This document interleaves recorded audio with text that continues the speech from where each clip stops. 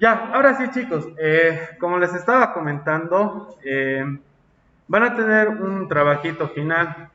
Para este trabajo final, bueno, está planificado para que hagan grupos de tres, pero depende mucho de qué tan amplio vayan a ser el trabajo, ¿ya? Dentro de la organización técnica del mantenimiento, alguna vez habíamos mencionado, hay una herramienta que se la conoce como el AMFS o AMEF, o bueno, tiene varias siglas dependiendo de la traducción al castellano o al inglés, porque es una herramienta que es occidental, o sea, es de los Estados Unidos, ¿no? Pero que la aplican en distintos tipos de filosofías de mantenimiento. No habíamos visto la TPM, ¿no? El mantenimiento de clase mundial, hemos visto el RSM, mantenimiento basado en la confiabilidad y todo eso. Hemos mencionado, no sé si recuerdan al principio. Entonces, dentro de esto, entra esta herramienta que sirve mucho como primer paso antes de establecer un plan de mantenimiento, un cronograma, ¿ya? ¿Cuál es la razón de esto? Es porque antes de que yo sepa, digamos, de esta máquina, le voy a hacer este mantenimiento, debo analizar qué piezas tiene, qué funciones tiene, y después de eso establecer si le voy a hacer mantenimiento preventivo, correctivo, predictivo, le voy a hacer un mantenimiento, ¿qué se llamaba esto? Paliativo, ¿no? O sea, ¿qué tipo de mantenimiento voy a emplear yo? ¿Ya? De esta manera, surge esta tablita que es más o menos para analizar, ¿ya? Entonces, ¿cuál es la tarea que ustedes tienen? Y es por eso que les decía, los estoy agrupando, es seleccionar algún tipo de equipo, una máquina, ¿no? Si alguien agarra y me dice, ya, yo voy a hacer de una máquina de soldar para 3 personas, es mucho. O sea, me refiero, son muchas personas para solamente el mantenimiento de una máquina de soldar. Hasta incluso podría entrar hasta 2 personas si la máquina de soldar es una grande, digamos, ¿no? Como las que usan para oleoductos o va por ahí, digamos. ¿Sí? Ahora, si me dicen vamos a hacer el mantenimiento de una línea de producción, una máquina que cuente con varias secciones, ¿no? Puede ser una sección, puede ser una máquina que realice el tema de llenado de líquidos, el tapado, el sellado y el paletizado, ¿no? Generalmente es así, ¿no? Hay un sectorcito donde hacen la mezcla de si es un juguito o algo, tienen sus químicos ahí de suponerse autorizados. Tienen la parte de mezcla, tienen otra parte que se transporta el líquido y comienzan a llenar los botellones. Hay otra parte en la que hacen el tapado o sellado. El tapado sellado puede ser, dependiendo del tipo de producto, generalmente en algunos productos lácteos se obliga a que se haga el sellado antes del tapado. No sé si alguna vez han abierto una botellita de yogur, abren la tapita y tiene todavía un sello de aluminio, ¿no es cierto? Eso se lo conoce como sello inductivo, se agarran y con calor estampan, por la temperatura se sella herméticamente y hay otra etapa en la que ponen recién la tapa, ¿no? Después de eso van llegando los botellones, se van acomodando y después de eso viene el paletizado. Si hacen una línea de producción así de grande, yo podría aceptarles tal vez incluso hasta 5 personas, porque es harto trabajo. Son varias etapas y son varios equipos, ¿no? Pero tomen en cuenta lo siguiente, o sea, si van a hacer algo grande, este trabajo también se va a hacer bastante grande, ¿ya? Entonces, lo que vamos a hacer ahora es, vamos a definir, o sea, yo les voy a explicar esto, les voy a dar las pautas de cómo tienen que llenar, cómo van a elaborar, y después de eso ustedes van a ver de agruparse, y al momento de agruparse me van a indicar con qué tipo de equipo quieren trabajar. El equipo que vayan a seleccionar ustedes, obviamente, tiene que ser un equipo que conozcan, no que recién van a conocer. ¿Por qué? Porque si no conocen el equipo, van a tener doble trabajo. Uno van a tener que investigar sobre la máquina y otro van a tener que hacer este trabajo. ¿Ya? Entonces, les voy a explicar y después de eso con ustedes vamos a ver de que se agrupen, me van a dar ustedes una hojita con el nombre de los que se están agrupando y qué tema están seleccionando. Para la entrega de esto, la plataforma la voy a habilitar con la actividad hasta la siguiente semana, ¿no? Y después de eso, si alguien tiene alguna duda, en realidad esto van a presentar antes de la clase. Si alguien tiene alguna duda o algo sobre su calificación, cosa de que yo disponga tal vez el mismo viernes para que se pueda ver de corregir ese mismo rato. ¿no? Pero la siguiente clase ya no sería obligatoria, sería para los que tengan todavía alguna duda sobre la calificación que tienen de este tercer parcial. ¿Ya? No sé si alguien tiene alguna duda, alguna consulta. ¿Ya? Por el momento no. Entonces, en esta herramienta, ¿qué es lo que nosotros hacemos? Uno, comenzamos a cuantificar y cualificar. Entonces, le añadimos las cualidades, las características al momento de analizar, y a esas características le añadimos un valor numérico. Ese valor numérico nos ayuda a priorizar las tareas, las actividades. Pero no solamente eso, nos ayuda, en base al análisis que estamos haciendo, a solucionar problemas y a seleccionar el tipo de mantenimiento que nosotros vamos a aplicar. ¿Ya? Entonces, bueno, en realidad esto de acá no lo van a firmar porque no me lo van a entregar en físico.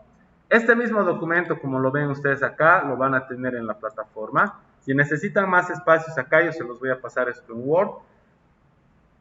Van a aumentar y después de eso, el documento, como siempre hacemos, lo van a subir en formato PDF. ¿Ya? Entonces, ¿en qué consiste esto? Uno, nosotros, ¿qué es lo que debemos hacer? Seleccionar la sección, como dice acá, el realizado por, en realidad ya lo están poniendo acá, no es necesario que lo llene, porque si no esto se va a hacer bastante largo. El equipo o tag, el equipo podría ser el nombre de la máquina, el nombre del equipo, o si tiene algún tag, o si tiene ambos, el nombre de la máquina y el tag. Algún momento les había comentado que era el tag. ¿Qué es el tag? El tag, si ustedes traducen al castellano, porque es una palabra en inglés, quiere decir etiqueta. No sé si alguna vez ustedes han agarrado y en el Face han etiquetado, tal vez, ¿no? Dice tag. O incluso el hashtag, ¿no es cierto? Cuando le ponen el hash, que es el numeral, y el tag, que es la etiqueta, ¿no? Entonces, el tag es básicamente el código que es del equipo, pero no es un código que viene del fabricante, es un código que la empresa le pone. El tag tiene generalmente la información de la ubicación de la máquina dentro de la planta, dentro del galpón, si es una pieza, puede ser también una pieza, dentro de la máquina esa pieza y así, ¿no? Entonces, si no tienen ese dato, no hay problema, pero por lo menos tendrían que poner el nombre del equipo, ¿no? La fecha de realización, eso del número de la hoja y el nombre de la ficha lo van a dejar. El número de la hoja es porque puede que este documento tenga varias páginas, varias hojas, entonces se enumeran solamente para eso. El nombre de la ficha es para que se reconozca esto, y eso es más que todo por norma de calidad, ¿no? Entonces hay que poder identificar esta documentación que se está elaborando dentro de la empresa. Entonces, si se dan cuenta, esta hojita no es cualquier hojita, es una hoja bastante formal, ¿ya? Entonces, van a realizar esto y posteriormente, para el armado, el llenado de esta tablita, tienen aquí una parte que dice anexos, en donde les estoy poniendo alguna información que por ahí puede ayudarles, ¿no? Que son generalmente algunos síntomas o fallos que podría presentar algún tipo de máquina. No he puesto de todos, pero he puesto de algunos, de los más usuales, cosa de que ustedes tengan tal vez una referencia y puedan trabajar con eso, ¿ya? Porque la otra tablita, el análisis de modos de fallos y efectos, ayuda a identificar posibles fallos. ¿Qué son los fallos? Son básicamente esto de los síntomas, ¿no? O sea, ¿qué síntomas podría tener una máquina? ¿Ya? Aquí estamos hablando de compresores, sopladores, ventiladores, bombas, turbinas, algún motor eléctrico, un motor térmico. Motor térmico ya viene por etapas, es más complejo. Cajas reductoras y algún sistema que sea de lubricación, ¿ya? Los síntomas generalmente que se dan en algunos equipos cuando se presenta algún tipo de fallo, por ejemplo, como ser el cambio de eficiencia. ¿Qué es el cambio de eficiencia? Si, por ejemplo, yo tengo un compresor, ¿no? Compresor que me tiene que botar una determinada presión y un determinado caudal. Ustedes tienen la materia de neumática, electroneumática, ¿no es cierto? Tienen más o menos conocimiento de esto. Entonces, ¿cómo selecciono yo un compresor? A ver, como pregunta. La presión y el caudal, perfecto. Y al margen de eso, el tipo de compresor, porque hay varios tipos, ¿no es cierto? ¿El qué? alternativos, rotativos, ¿no? Entonces, hay categorías también. El tema de la eficiencia se refiere a pérdidas. Si por ejemplo yo tengo mi compresor que tiene que darme, no sé, 10 bares, 12 bares, aunque es mucho, 10 bares, 12 bares, no me está dando 10, 12 bares, me está dando mucho menos. Entonces ha perdido eficiencia. Puede ser que si es uno alternativo, si puede ser por ejemplo uno de pistón de una etapa, dos etapas, puede ser que ya haya bastante juego, o sea, haya un ajuste muy grande con lo que es el pistón, ¿no? Entonces, por ahí podría ser que se esté dando alguna fuga, ¿ya? Si es uno de tornillo, puede ser que los dientes ya se hayan desgastado, entonces de la misma manera ya no va a producir la misma presión. Entonces, hay una pérdida, ¿no? Esto del cambio de eficiencia se refiere más o menos a esa pérdida. Entonces, cuando hablamos de compresores, hablamos de bombas, turbinas que generan normalmente caudal, presión, se da ese tipo de problemas, ¿no? Cuando tenemos el tema de impulso, nos habla aquí más que todo de las bombas. Las bombas, ¿cómo trabajan? ¿Qué parámetros necesito yo para seleccionar una bomba? ¿Alguna vez han instalado alguna bomba? ¿No? ¿El qué? ¿El agua? Ya hay bombas de distintos tipos de fluidos, pero no es una variable de selección. Bueno, sí podría ser. El tema del tipo de fluido, puede ser agua, puede ser que bombee algún tipo de ácido, eso se utiliza en industrias químicas, por ejemplo, ¿no? O elementos que sean más densos, ¿no? Pero ya, a ver, al margen del tipo de fluido, ¿no? ¿Qué otras variables más yo tomo en cuenta, por ejemplo, para una bomba que sea una bomba casera, no casera, una bomba que sea de uso domiciliario? Las bombas de agua. Ya. ¿Cómo ponemos? A ver, las bombas succionan el agua, ¿no es cierto? Por lo tanto, tienen una altura de succión. ¿La altura influirá en la potencia? ¿Sí? Claro, ese es el impulso. Ya, el diámetro de la tubería, aunque eso es normalizado, eso viene estandarizado.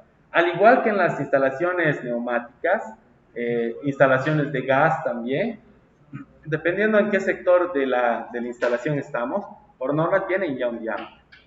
Afectan en cierto punto, sí, pero eso podría afectar más adelante en lo que es el caudal.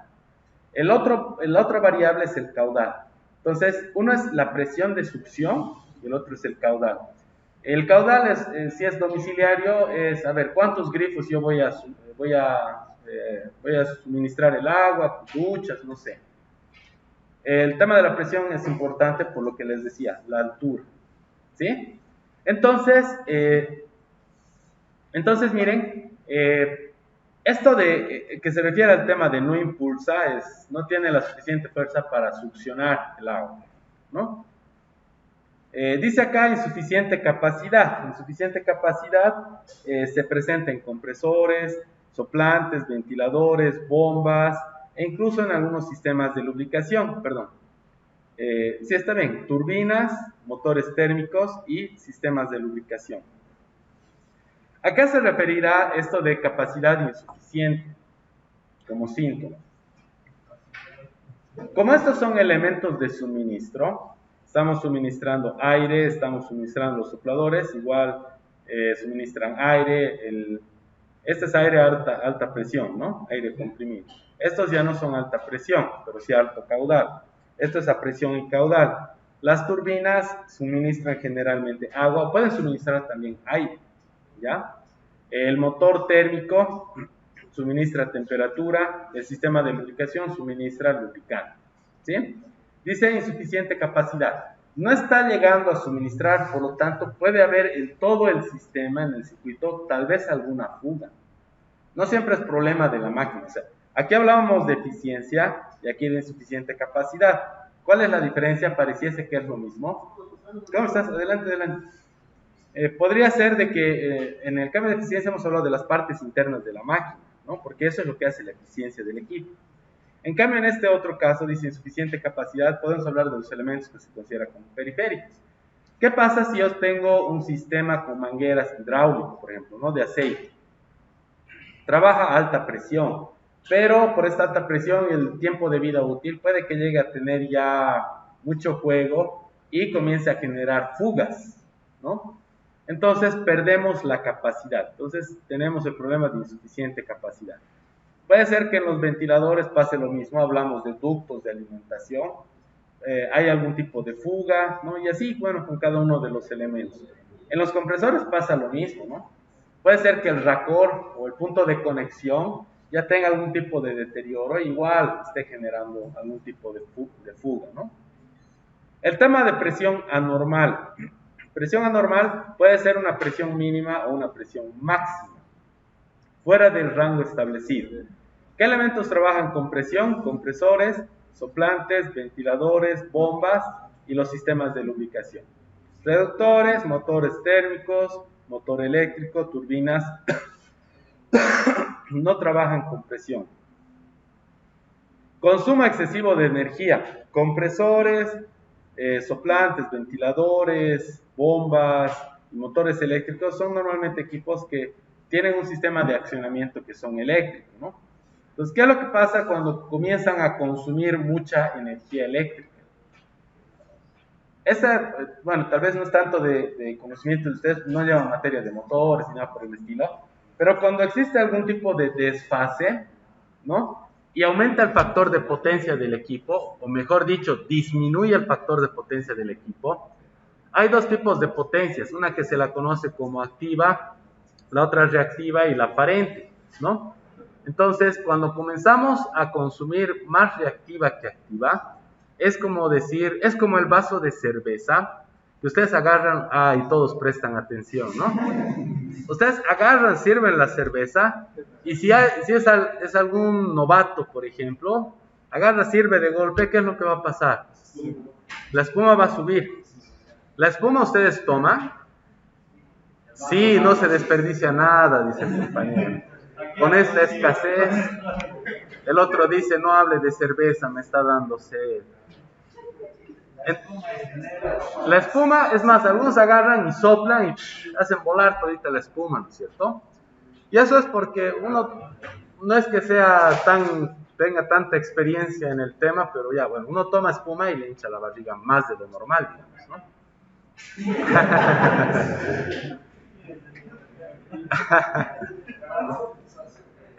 Ya, a esto me voy con la potencia activa y reactiva. Si yo agarro y comparo el vaso de cerveza, va a quedar parte de la cerveza, lo que es el fluido amarillo, y la parte blanquita, vamos a eliminar la parte blanca, de todo lo que se ha servido, esa parte blanca no sirve, y lo amarillo sí sirve, ¿no? Pero del total que hemos servido, que sería la aparente, hay una parte que es activa, que es amarilla, y la reactiva es la espuma. Entonces, si llega a ser más la espuma, estamos perdiendo. Estamos consumiendo lo mismo, porque es el mismo vaso, ¿no?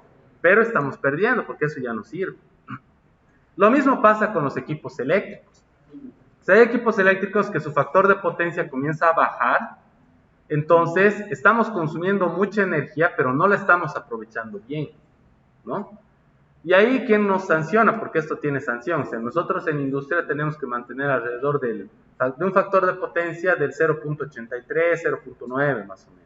En porcentaje, un aprovechamiento del 83 a 90%. Quiere decir que tiene que haber una pérdida de no más de 17, 10%. Si comenzamos a generar más pérdida, en potencia estamos consumiendo lo mismo. Yo puedo tener un motor de 5 HP, está consumiendo los 5 HP, pero los 5 no estoy aprovechando los 5, tal vez estoy aprovechando 2, 3, digamos, 3 HP, pero estoy consumiendo los 5. Entonces, ahí es donde viene la empresa de suministro y nos sanciona. ¿Por qué? Porque estamos como mal utilizando la energía, por así decirlo, ¿no? Entonces, a eso se refiere esto de consumo excesivo de energía. Podemos estar mal aprovechando o consumiendo en exceso, pero no haciendo lo que debería, digamos, ¿no? Entonces, viene más o menos de esa manera. Después está el tema de fugas, compresores, soplantes, las bombas, turbinas, reductores y sistemas de lubricación pueden tener fugas. Ustedes dirán cómo los reductores o las cajas reductoras pueden tener fugas. ¿Pueden tener fugas?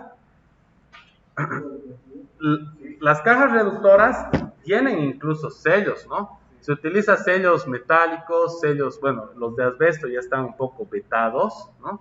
Por el tema de que producen cáncer, ¿no? Pero antes la parte de sellado se hacía haciendo láminas, igual que las metálicas, pero se las hacía de asbesto, se fabricaba de asbesto, ¿no? Pero nuevamente por esta razón de que el asbesto, bueno, nosotros al momento de cortar, hacer, se va deshaciendo, aspiramos eso y eso produce cáncer, ¿no? Entonces, en mi época todavía yo cuando decía mantenimiento o hacíamos montaje de turbinas, incluso ahora todavía se sigue utilizando, pero con más cuidado. Usábamos el asbesto. Entonces, el asbesto de distintos espesores, dependiendo de la presión con la que queremos hermetizar. Entonces, todavía trabajábamos con asbesto. Entonces, venían láminas con distintos espesores y cortábamos manualmente, ¿no? Más o menos la forma que queríamos que tenga y luego lo acomodábamos, ¿no? Entonces, en el caso de los reductores, tienen elementos de sellado, o en algunos casos, incluso en el tema de los motores, cuando los parten, de los autos, de las motos, le ponen esto que se conoce como el RTV, es como una silicona de alta temperatura que sirve para sellar, ¿no? Que viene de distintos colores de acuerdo a la temperatura y la presión con la que estamos trabajando, ¿no? El plomo, hay el rojo, negro, entonces hay de distintos colores. Entonces, si no está bien, no está herméticamente sellado, entonces eso puede producir fugas, ¿no? El tema de ruidos anormales, miren, casi todos, compresores, soplantes, ventiladores, bombas, turbinas, motores eléctricos, motorreductores, los reductores, menos los sistemas de lubricación. ¿Por qué? Porque generalmente estos de acá utilizan equipos que son rotativos. Entonces, los equipos que son rotativos generalmente producen ruido, pero ruido excesivo algo está pasando, ¿no? Normalmente, a ver, ¿cuándo hay ruido excesivo en una máquina? No cuándo, sino ¿por qué hay ruido excesivo en una máquina? ¿Por qué creen? Falta de lubricación, ya. Pueden ser más específicos. Desgaste del y de los apoyos tal vez, los rodamientos. Antes de que se desgaste el eje, en realidad lo primero que debería desgastarse es el rodamiento, ¿no es cierto? Cuando el rodamiento ya se pica, ya tiene bastante desgaste en los perdigones, en las bolas, comienza a tener bastante juego. Entonces, por la revolución, comienza a generar ruido, ¿sí? ¿Por qué otros motivos podríamos generar ruido? Había un mecanismo de desgaste, no sé si se acuerdan de esta parte, que habíamos mencionado que era el ludimiento. ¿Qué era el ludimiento? ¿Se acuerdan? El ludimiento. Ludimiento se le dice. En Google, ese ratito vamos a buscar. No hay mucha información sobre el ludimiento, es una palabra bien particular. Pero el ludimiento hace referencia a el exceso de vibraciones, pero es el exceso de vibración por un mal ajuste. Si yo agarro, a ver, un ejemplo sencillito, tengo dos plaquitas unidas por un elemento de fijación. No está bien, o sea, no está bien ajustado, va a comenzar a sacudirse. Y por el mismo tema de sacudirse y la carga, ¿qué es lo que va a pasar con el orificio? Se puede tender a ser un poco más grande, ¿no? Entonces, eso prácticamente es el hundimiento, es ese tipo de desgaste, ¿no? Entonces, es un desgaste bien particular. Esa podría ser otra razón de ruidos anormales, ¿no? El sobrecalentamiento, ¿no? Tenemos aquí compresores, pueden sobrecalentar, el soplante puede sobrecalentar, las bombas, turbinas, motores eléctricos, motores térmicos y reductores pueden llegar a tener sobrecalentamiento. Sobrecalentamiento viene por varios factores. Uno de ellos es mala lubricación, lubricante inadecuado, escasa lubricación, lubricante ya completamente en mal estado. ¿Por qué más? Sobrecarga.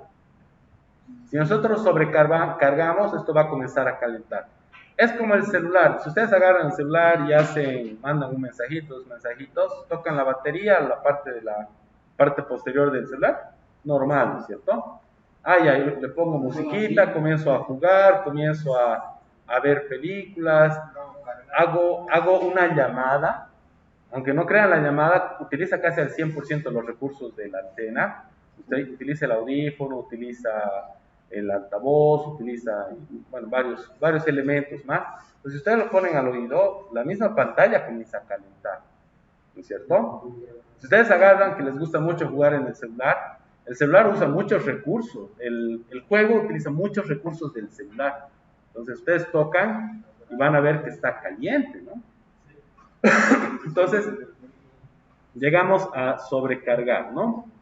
El tema del golpeteo, por algún mal ajuste puede darse en compresores, bombas, motores térmicos, temperaturas altas de trabajo, generalmente se dan en lo que son compresores, soplantes, motores térmicos. Fallos en el arranque tienen casi todos. Este, al ser un reductor, no tiene falla en el arranque porque depende del motor, ¿no? No es un motor reductor, es solamente un reductor. Falla el disparo, falta de potencia, consumo excesivo de vapor o algún otro combustible, fallo de automatismos, control y seguridad. Aquí esto es interesante, miren, tienen todos. Porque eso depende del sistema de control del equipo. Por ejemplo, el sistema de control del compresor, ¿cuál es? ¿Cómo controlo yo el compresor? Manómetro, pero el manómetro, ¿qué tiene? Está bien lo que tiene que ver con la presión. Pero ¿cuál es el sistema de control que controla, por ejemplo, la histéresis, el máximo y el mínimo? O sea, al máximo llega y se para el compresor, ¿no? Y comienza a descargar, llega al mínimo, vuelve a cargar. ¿Qué es lo que controla eso?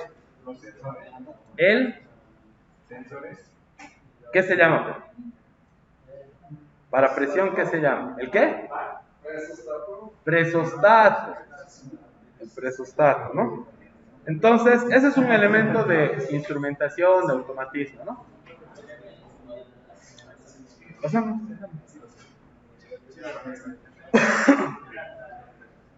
Velocidades anormales, velocidades altas. Entonces, miren, tienen varios síntomas y máquinas asociadas. Hay un montón de equipos, máquinas, no los he puesto todos porque de verdad la lista es grande, ¿no? Estos son los más básicos y por ahí pueden usar alguno como referencia, ¿no? Después aquí les he puesto otros elementos que los habíamos visto, que son los mecanismos de desgaste, donde está la adhesión, hemos visto que era la adhesión, la abrasión, la erosión, fatiga, corrosión, cavitación y el ludimiento, ¿no? Los modos de desgaste, desgaste normal, desgaste severo, picadura, grifado y rayado en distintos grados, ¿ya? Esto es para que puedan llenar la tablita. Muy bien, con esta información en realidad hemos repasado un poco de todo. Comenzamos con el llenado de la tabla.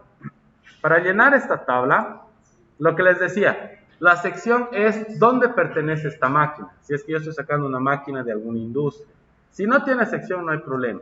Yo les pongo un ejemplo. A ver, aquí en el instituto quiero ver el torno, el pinacho, por ejemplo, ¿no? El pinacho, el grandecito.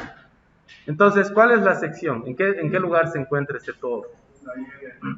Un taller de tornería, ¿no? La sección sería taller de tornería. El equipo sería torno pinacho, ¿no? Y si tiene algún tag, el pinacho tiene tag. Tiene un número de inventario. Entonces le puede poner eso también, ¿no?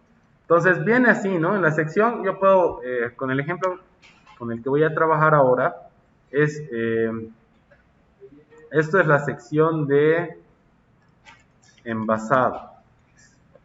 No era envasado, era...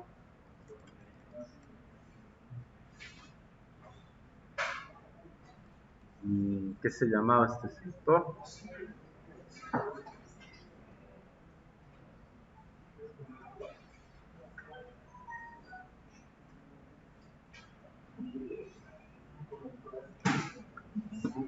Ya, envasado le vamos a poner.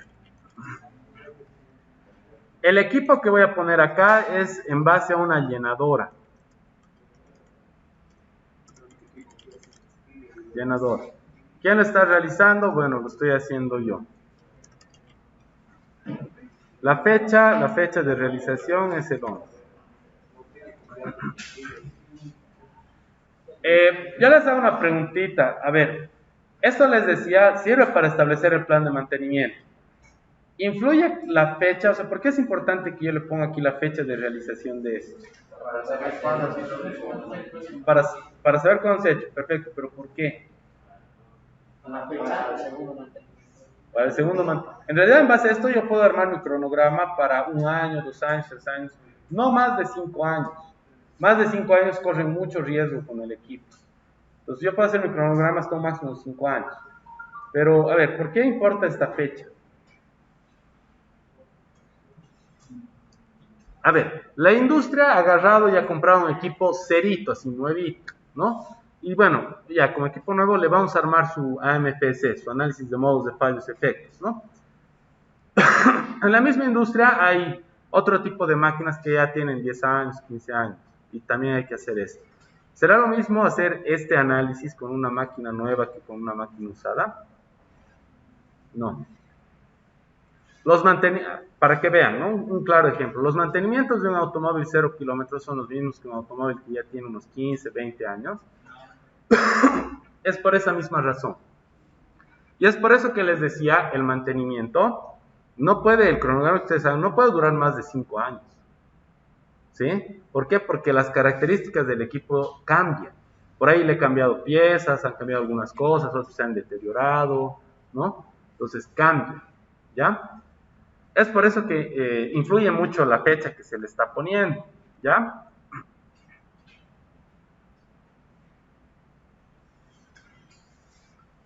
Un segundito, porfa.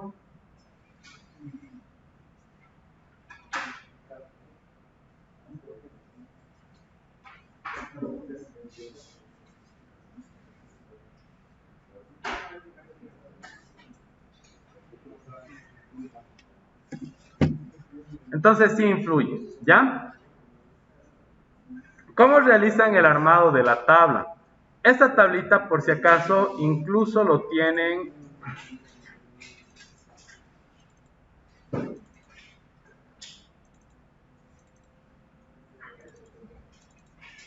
Lo tienen en el texto de la materia, ¿ya? Para que no busquen todo el texto, tal vez ni siquiera lo han descargado. Lo más seguro es que ni lo hayan descargado. Creo que no hay, me van a decir. Entonces, aquí, organización técnica del mantenimiento. Aquí tienen por si acaso, esto de acá, esta tablita, les puede servir a ustedes para que seleccionen el tipo de mantenimiento. ¿O no, compañeros? ¿Sí no ve? ¿Sí no ve? ¿Sí o no? Dime, dime. Sí. Sí, dice, ya, perfecto. Está de acuerdo entonces. No estaba atendiendo, pero está de acuerdo. Qué bueno. Entonces, esto de acá es una gráfica que les permite a ustedes seleccionar incluso el tipo de mantenimiento.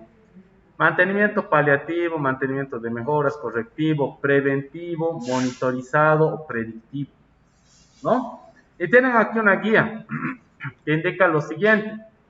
Tengo el equipo en funcionamiento. Tengo un fallo, el fallo es imprevisto, es previsto. Es imprevisto, entonces es correctivo. El arreglo que yo le voy a hacer es provisional. Sí, es provisional, entonces mantenimiento paliativo. ¿El mantenimiento correctivo tiene una reparación que es definitiva? Sí, entonces esta modificación que se está haciendo esta reparación que se está haciendo incorpora una modificación en el diseño. Sí, entonces es un mantenimiento de mejora. No contempla eso, entonces es un simple mantenimiento correctivo. En los previstos tenemos el preventivo. El preventivo que no requiere vigilancias, mantenimiento preventivo sistemático o preventivo como tal. Requiere vigilancia, entonces se lo conoce como mantenimiento predictivo. Mantenimiento predictivo es con vigilancia continua, sí, entonces es monitorizado. ¿Qué quiere decir esto de vigilancia continua? Y en realidad generalmente es así. Yo digo, cada semana voy a tomar la temperatura de este tablero, de este motor, de esta caja reductora, ¿no? Entonces, eso es monitorizado. No monitorizado se lo conoce como mantenimiento predictivo, pero en realidad yo puedo agarrar, tomar una medida y dejarlo ahí, ¿no? No necesita que monitoree constantemente. Generalmente, y es por eso que se asocia el mantenimiento predictivo, el monitorizado, porque miren, tenemos acá correctivo, preventivo, predictivo. Pero estos habían tenido subcategorías, ¿no? Es por eso que generalmente cuando hablamos de paliativo, mejoras o correctivo, en realidad cualquiera habla como si fuese solamente mantenimiento correctivo, pero en realidad tiene subcategorías. Lo mismo pasa acá, el preventivo y el preventivo como preventivo sistemático y el predictivo como monitorizado o no monitorizado. Por eso es que generalmente nosotros conocemos como correctivo, preventivo, predictivo. O sea, solamente tomamos los encabezados, no las subcategorías. ¿Ya? En su caso ustedes pueden hacer con detalle, así como está acá, o simplemente seleccionar correctivo, preventivo o predictivo. ¿Ya? Después de eso tienen aquí el análisis de modos de fallos y efectos y nos indica cómo llenamos cada una de las tablas, no cada una de las columnas. Las funciones son las funciones que cumple la máquina. Les decía, si yo tengo toda una línea de producción, va a cumplir un montón de funciones. Posicionamiento de la bebida, el llenado, puede ser también la parte de el sellado inductivo, el tapado, el paletizado, son varias secciones, varias funciones, ¿no? Por eso les decía, en ese tipo de casos yo podría admitirles tal vez grupos hasta de 5 personas. Las funciones son las características de trabajo del equipo. Por ejemplo, aquí nos está dando volumen, ¿no? Que es con lo que yo voy a trabajar. Si yo estoy hablando de una llenadora, hablo de volumen de llenado. Mi máquina agarra y llena 500 litros minuto, ¿no? 500 litros minuto, a ver, si hablamos de, a ver, 500, perdón. No. Seguí nomás, seguí nomás. Seguí nomás. Si hablamos de, a ver, lo vamos a hacer desde acá. Si hablamos aproximadamente de 500 litros minuto, considerando esto es en litros, ¿no? Esto vendría a ser, en realidad, por 1000. Para que tengan mililitros, ¿no? Dividido entre 500 ml, un botelloncito de medio litro. Estamos hablando de una producción de 1000 botellones por minuto. 500 litros minuto es harto, ¿no? Es bastante. Entonces, ¿qué es lo que yo tengo que poner acá? La capacidad de producción. En mi caso, como llenadora, yo voy a poner la capacidad que produce mi llenadora, ¿no? El fallo funcional es una falta esa función. Si yo digo que llena 500 litros minuto, entonces no llena 500 litros minuto. No estoy especificando si llena más o llena menos, ¿no? Directamente pongo no llena, ¿ya? Después de eso tiene el modo de fallo. El modo de fallo es ¿por qué no está llenando? Atascamiento, rotura, aflojamiento, fuga, agarrotamiento, cortocircuito y puede haber muchos otros más, ¿no? La causa raíz puede ser lubricante en mal estado, suciedad, falta de lubricación. ¿Qué es lo que podría ocasionar una rotura? Exceso de vibraciones, fatiga. La consecuencia está en función de 3 elementos. La consecuencia puede ser que afecte a la producción, puede ser que afecte a la máquina o afecte al entorno inmediato que vendría a ser el operario, o que afecte a los 3 o 2 de ellos. Puede ser que este fallo afecte a la producción y a la máquina, pero no al operario, no corre riesgo, ¿no? Puede ser que afecte solamente la máquina, solamente la producción o afecte producción, maquinaria y personal, ¿sí? A eso se refiere a la consecuencia. Después viene la escala de valoración, que eso sí ya lo tenemos acá, que es esta escala, ¿no? Eso viene aquí, es para ponderar, ¿ya? En recomendaciones, ¿qué es lo que nosotros colocamos? Colocamos tipo de mantenimiento y aparte de eso colocamos cuál sería la solución, ¿no? Entonces, en el proceso de llenado, aquí yo voy a poner mi primera función y voy a poner llenado a 500 litros minuto. ¿Sí? Puede tener otras funciones más esta llenadora, pero en este caso no, solamente es el llenado, ¿no? Dentro del llenado voy a poner dos situaciones. Fallo funcional, escaso llenado. Puedo especificar llena a menos de el valor nominal. Entonces, el modo de fallo. ¿Por qué se da esta situación? Modos de fallo hemos visto atascamiento, hemos visto ese tipo de cosas. Para que no llene los 500 litros minuto, ¿qué podría estar pasando? Lo primero que se me ocurre a mí es fuga. Una fuga, ¿no? ¿Qué causa el tema de la fuga?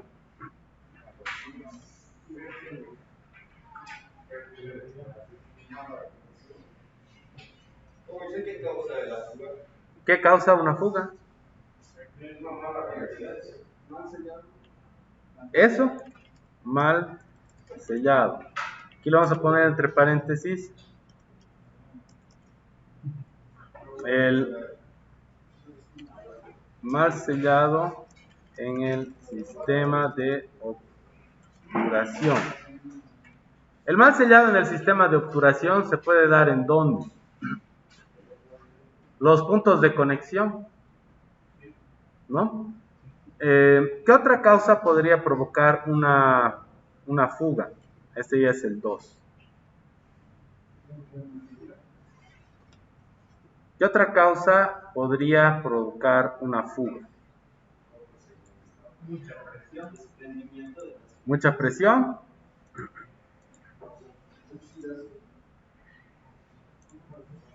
¿Qué podría ocasionar una fuga? Alguna fisura por desgaste. Algo más que provoque una fuga. Eso, exceso de presión. ¿Algo más? ¿Qué? Un mal, un poquito más fuerte. Mala instalación. Ya, también podría ser.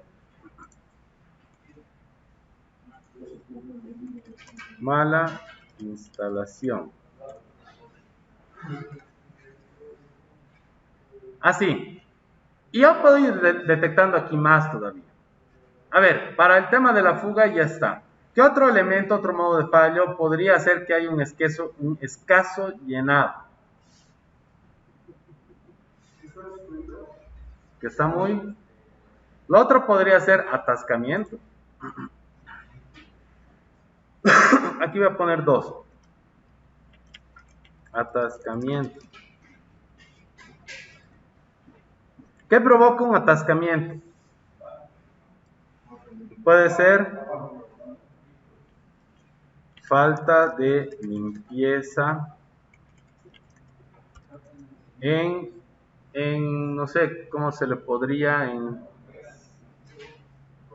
falta de limpieza a manera de despertar, respondernos, compañero. Se ha quedado así en su tesis hasta muy tarde. A ver, falta de limpieza no sé, a ver, por ahí aquí yo manejo mangueras, nos podría ponerle mangueras, ¿no? Falta de limpieza en mangueras, ¿no? ¿Qué otro elemento podría causar un atascamiento? ¿En qué? Oxidación, ya.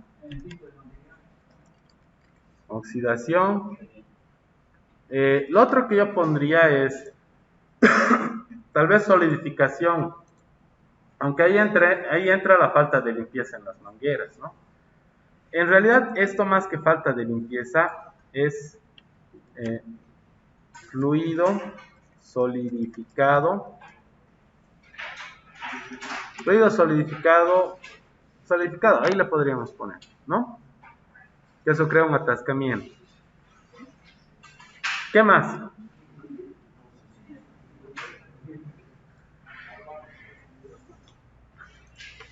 ¿Qué otro tipo de modo de fallo podría ser?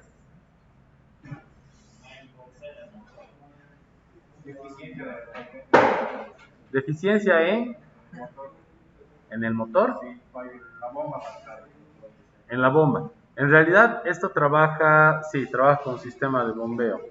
A ver, si hay un menor llenado, puede ser problema también en atascamiento, modo de fallo. ¿Cómo lo pondríamos si es de la bomba? Despresurización de la bomba. Esto de acá puede llegar a tener causas raíces, claro. ¿Por qué se despresurizaría una bomba? Fallo en el embobinado. ¿Qué? Un poquito más fuerte. Fallo en... Más suavito hablan. Ya pues, fallo en... Ya. Despresurización de la bomba. Fallo, muy general lo estamos poniendo. En equipos eléctricos. Yo puedo seguir porque en realidad aquí tengo escaso llenado. O puedo poner acá, este sería el 2 sobre llenado, ¿no? Aquí sería llena a más del valor nominal. Y yo puedo seguir así. ¿Está bien? Miren, solamente estoy analizando una función y cuán largo se ha hecho eso. Y puedo seguir, ¿no?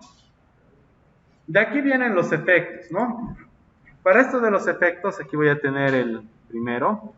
En el efecto hemos dicho que son 3 elementos. Afecta a la producción, afecta a la maquinaria o afecta al personal, ¿no? El mal sellado del sistema de obturación, ¿a quiénes afecta? ¿Afecta a la máquina? ¿No? ¿Al operario? No, tampoco. A la producción, ¿no? Esto de acá afecta a la producción.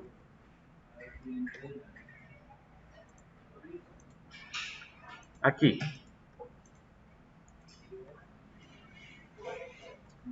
Dice fisura por desgaste. Puede ser la máquina y producción. Exceso de presión. Exceso de presión afecta a la máquina, afecta a la producción y podría ser también al operario, dependiendo de la presión de trabajo que tenga, ¿no? Si es una presión elevada, podría tener un problema el operador. Mala instalación afecta a producción. ¿Maquinaria será? Ya. Y maquinaria. El fluido solidificado afecta a producción. La oxidación afecta a maquinaria y producción. Fallo del embobinado afecta a la máquina y producción. Fallo en equipos eléctricos, máquina y producción. Y así yo tengo que seguir llenando, ¿no? Ahora vamos a ver de ponderar. Esto de la valoración tenemos la frecuencia, que es cada cuánto puede aparecer esto que hemos detectado, la gravedad, qué tan grave es, y el nivel de detección. El nivel de detección se refiere a una fuga, yo puedo detectar a simple vista. ¿Es fácil de detectar? Sí.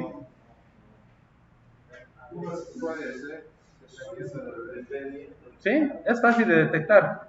hablamos de fuga y nos damos cuenta que es fuga porque hay algo que está por ahí en el piso o hay algo que es exterior, ¿no? Ahí es donde se ve la fuga. Si fuese de aire, igual se llega a escuchar, ¿no? Se llega a escuchar. Entonces, el nivel de detección es qué tan fácil es detectar. Ahora, podría ser el tema de temperatura. ¿Cómo detecto la temperatura en un motor? Pues es fácil de detectar. A simple vista no puedo. Tendría que ir y tocar con el riesgo de quemarme o agarrar un equipo y medir, ¿no es cierto? Puede ser también de que el nivel de detección dependa de que tenga que agarrar y desarmar la máquina para poder ir a ver qué es lo que está pasando. ¿No? Eso se refiere a la detección. ¿Qué tan fácil o complicado es detectar? Después viene el NPR, que es el número de prioridad de riesgos, ¿no? Les decía que tienen que conocer la máquina con la que van a hacer esto, porque así les va a ser más fácil ponderar. Las escalas vienen así. La frecuencia es imposible que pase de 1 a 2. Es remoto, podría pasar, digamos, 3 a 4. Alguna vez ha pasado 5 a 6. Puede pasar varias veces, 7 a 8. Es de seguro que va a pasar 9 a 10. La gravedad insignificante, no pasa nada, ¿no? De 1 a 2. Moderado, de 3 a 4. Importante, 5 a 6. Crítico, de 7 a 8. Catastrófico, de 9 a 10. El nivel de detección es elevado, o sea, se ve a simple vista, 1 a 2. Puede ser solamente elevado, no muy elevado, 3 a 4, y así, ¿no? Entonces, vamos ponderando. ¿Qué tan fácil para mí es detectar la fuga por un mal sellado en el sistema de obturación? ¿Es fácil? Entonces, ¿cuál ponemos? ¿O con qué frecuencia se podría dar? Perdón, no estamos hablando de detección. El tema de fuga por sistema de sellados, mal sistema de sellado. El mal sistema de sellado no es tan frecuente. No es muy frecuente. Podría ser de remoto imposible. No, y tampoco imposible. Remoto, 3 a 4 yo le pondría. Tal vez un 3. Después de eso, ponemos la gravedad. ¿Qué tan grave es que hay un fallo en el sistema de obturación? Insignificante, moderado, importante. Importante 5, moderado 4 yo le pondría. Moderado 4. Moderado 4. Lo que pasa es que esto afecta solamente la producción, no afecta a todo. El nivel de detección es muy elevado, es fácil de detectar, sí. Hasta un 2 tal vez. El NPR, ¿qué es? Es la multiplicación de estos valores. 3 por 4, 12. 12 por 2, 24. Recomendaciones. ¿Cómo arreglamos el sistema de obturación? Cambiar sellos. ¿Qué más podríamos hacer? Cambiar sellos. El sistema de obturación usa sellos. Sería básicamente cambiar. ¿Qué mantenimiento estaríamos aplicando?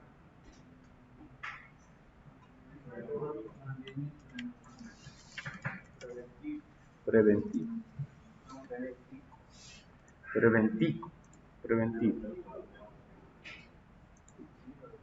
Fugas por desgaste. ¿Con qué frecuencia puede suceder?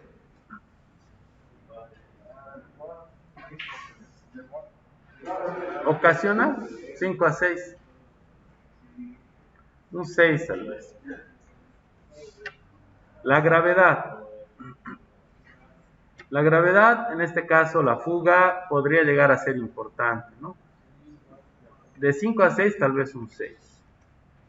El tema de posibilidad de detección, ¿no? Una fuga es fácil de detectar, ¿no? 1 a 2. 2 tal vez. 6 por 6, 12. O 6 por 6, perdón, 36 por 2, 72. Ya, ¿qué hacemos acá? Fisura por desgaste.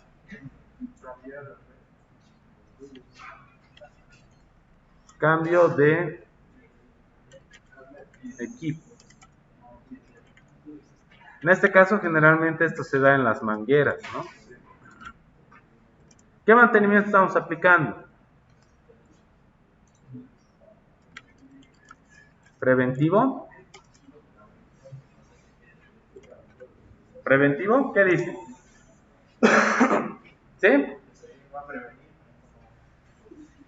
Generalmente yo no saco las mangueras hasta antes de que se arruine. ¿Por qué? Porque me cuesta plata. Se arruina y recién cambia. Entonces, ¿qué sería? Correctivo, ¿no? Vamos a esperar a que falle. Entonces sería correctivo.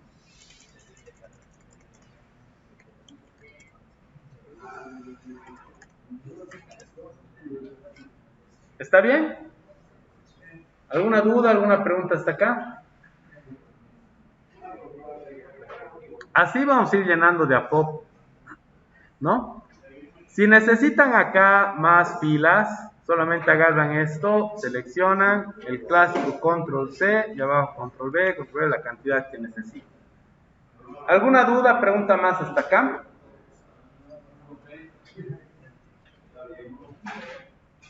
¿No? Ya, perfecto. Hasta aquí voy a detener la grabación, por favor.